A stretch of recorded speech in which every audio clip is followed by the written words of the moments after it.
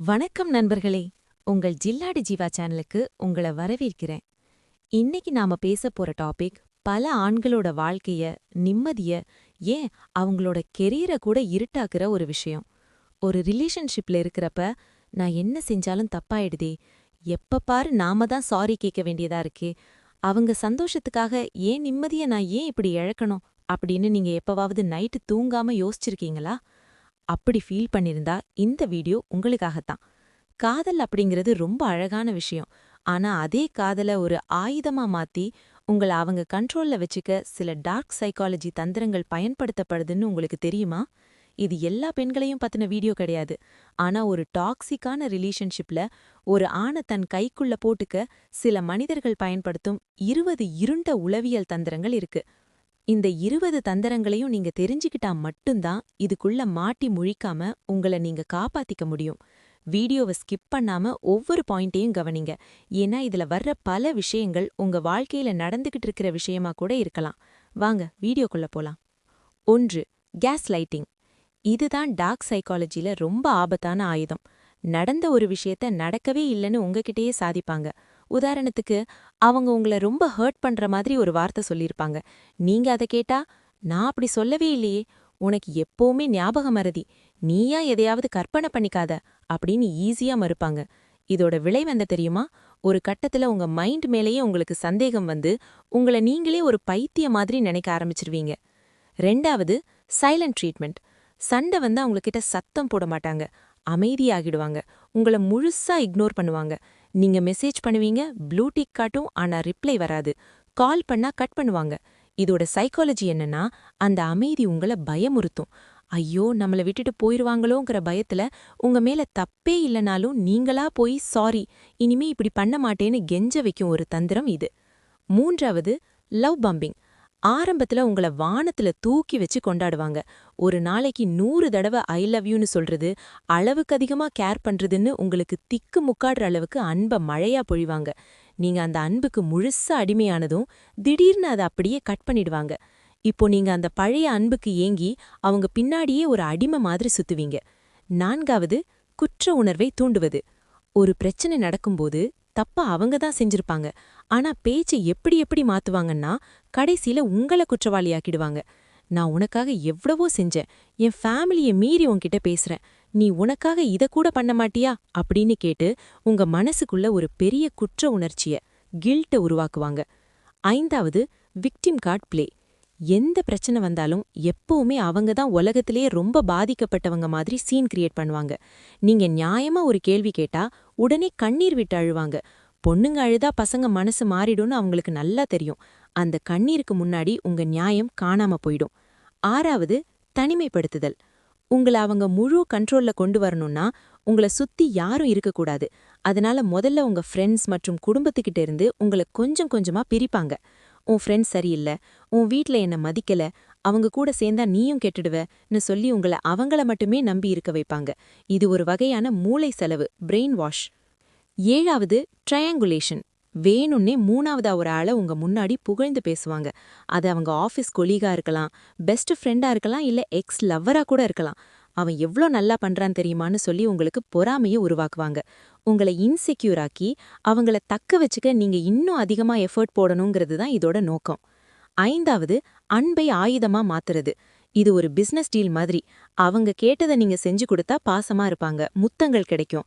ஆனா அவங்க நினைச்சது நடக்கலன்னா உங்ககிட்ட சரியா பேச மாட்டாங்க, நெருக்கமா இருக்க மாட்டாங்க. அன்பு வேணும்னா நான் சொல்றத நீ கேட்கணுங்கிற நிலைமைய உருவாக்குவாங்க. 6வது, ஒப்பிட்டு பேசுதல். அந்த பொண்ணோட லவர் அவளுக்கு ஐபோன் வாங்கி தரான், நீ என்ன பண்ற அப்படின்னு மத்தவங்கள காட்டி உங்கள மட்டம் தட்டுவாங்க.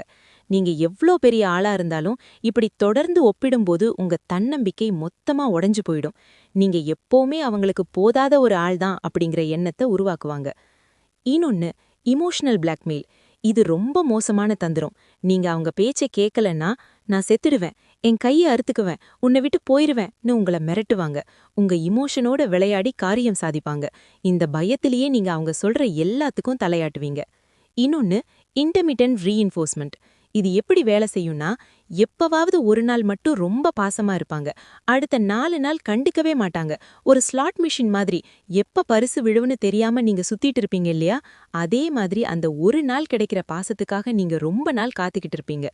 இன்னொன்னு, ப்ளேம் ஷிஃப்டிங். ஒரு தப்ப அவங்க செஞ்சுட்டு, நான் ஏன் கோவப்பட்டேன் தெரியுமா?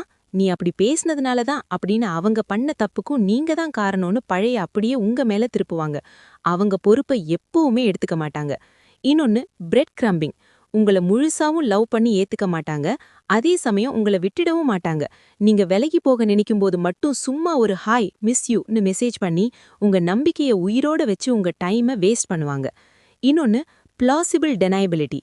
வேணும்னே உங்கள காயப்படுத்துற மாதிரி உங்க உருவத்தையோ வேலையிலையோ குறை சொல்லி ஒரு வார்த்தையை சொல்லுவாங்க.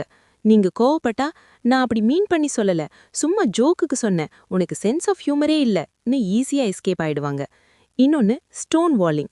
ஒரு முக்கியமான பிரச்சனையை பத்தி நீங்க உட்கார்ந்து பேச நினைக்கும்போது, எனக்கு இப்போ இத பத்தி பேச இஷ்டம் இல்ல, எனக்கு தலை வலிக்குதுன்னு சொல்லி அந்த பேச்சையே கட் பண்ணி அந்த இடத்த விட்டு எந்திரிச்சு போயிடுவாங்க. இது உங்கள ரொம்ப வலிக்குள்ள தள்ளும். இன்னொன்னு, எதிர்பார்ப்புகளை மாற்றுவது. அவங்க கேட்டதை நீங்க எவ்ளோ கஷ்டப்பட்டாவது செஞ்சு கொடுத்திருப்பீங்க. ஆனா, இத நான் கேட்கலையே, எனக்கு அதுதான் வேணும் நீ எதிர்பார்ப்ப மாத்திக்கிட்டே இருப்பாங்க. உங்களால எந்த ஜென்மத்திலையும் அவங்கள முழுசா சந்தோஷப்படுத்தவே முடியாது. இன்னொன்னு, அப்பாவி போல் நடிப்பது. அவங்களுக்கு ஒரு விஷயம் நல்லா தெரிஞ்சாலும் ஒண்ணுமே தெரியாத சின்ன குழந்தை மாதிரி நடிச்சு உங்கள அவங்களுக்காக எல்லா வேலையும் செய்ய வைப்பாங்க. உங்கள ஒரு ஹீரோ மாதிரி ஃபீல் பண்ண வச்சு காரியம் சாதிப்பாங்க. இன்னொன்னு, மிரரிங். ஆரம்பத்துல உங்கள மாதிரியே நடிப்பாங்க. உங்களுக்கு பிடிச்ச சாப்பாடு, பிடிச்ச நிறம், பிடிச்ச சினிமான்னு எல்லாமே எனக்கும் பிடிக்கும்னு சொல்லி உங்க மைண்ட்ல இவங்க தான் நமக்கான சோல்மேட் அப்படிங்கிற பிம்பத்தை தந்திரமா உருவாக்குவாங்க. இன்னொன்னு, ஹூவரிங். நீங்க இதெல்லாம் புரிஞ்சுக்கிட்டு பிரேக்கப் பண்ணி வெளியே வந்திருப்பீங்க. ஒரு 6 மாசம் கழிச்சு நீங்க லைஃப்ல செட்டில் ஆகும்போது திடீர்னு ஒரு கால் பண்ணி எனக்கு உன்னை விட்டா யாரும் இல்லைன்னு அழுது உங்கள மறுபடியும் பழைய நரகத்துக்குள்ளேயே இழுத்துவாங்க. இதுக்கு பேரு தான் ஹூவரிங். இன்னொன்னு, எல்லைகளை மீறுவது.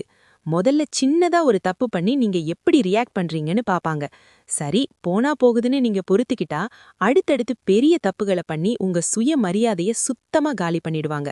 உங்களுக்கான எல்லைய நீங்க வரையலன்னா உங்களை அவங்க மிதிச்சுக்கிட்டு தான் இருப்பாங்க. நண்பர்களே, இவ்ளோ நேரம் நீங்க கேட்டது வெறும் வார்த்தைகள் கிடையாது. பல ஆண்களோட வாழ்க்கையில நடந்துகிட்டு இருக்கிற நிஜமான உளவியல் வன்முறைகள். உண்மையான காதல் அப்படிங்கிறது உங்களுக்கு நிம்மதிய கொடுக்கணும். உங்களை எப்பவும் குற்றவாளி கூண்டுல ஏத்தி விசாரிக்க கூடாது. இந்த 20 பாயிண்ட்ஸ்ல எந்த பாயிண்ட் உங்க வாழ்க்கையில நடந்திருக்கு, நீங்க எதை ஃபேஸ் பண்ணிருக்கீங்கங்கறத கீழே கமெண்ட்ல சொல்லுங்க. அது உங்க மனசுல இருக்கிற பாரத்தை குறைக்கும். இந்த வீடியோ உங்களுக்கு ஒரு சின்ன தெளிவை கொடுத்திருந்தாலும் மறக்காம லைக் பண்ணுங்க. உங்க ஃப்ரெண்ட்ஸ் யாராவது இப்படி ஒரு டாக்ஸிக் ரிலேஷன்ஷிப்ல மாட்டி முழிச்சிட்டு இருந்தா உடனே இந்த வீடியோவை அவங்களுக்கு ஷேர் பண்ணுங்க. அவங்க வாழ்க்கையாவது தப்பிக்கட்டும். இதே மாதிரி இன்னும் நிறைய ஆழமான உளவியல் ரகசியங்களையும் தெரிஞ்சுக்க நம்ம ஜில்லாடி ஜீவா சேனலை சப்ஸ்கிரைப் பண்ணி அந்த பெல் ஐக்கானை தட்டி விடுங்க. மேலும் நம்ம சேனலோட ஜாயின் பட்டனை கிளிக் பண்ணி நம்ம ஸ்பெஷல் ஃபேமிலியில இணைந்து கொள்ளுங்கள். உங்களை நீங்க நேசிக்க ஆரம்பிங்க, உலகம் உங்களை நேசிக்கும். அடுத்த வீடியோல சந்திக்கலாம். தைரியமா இருங்க.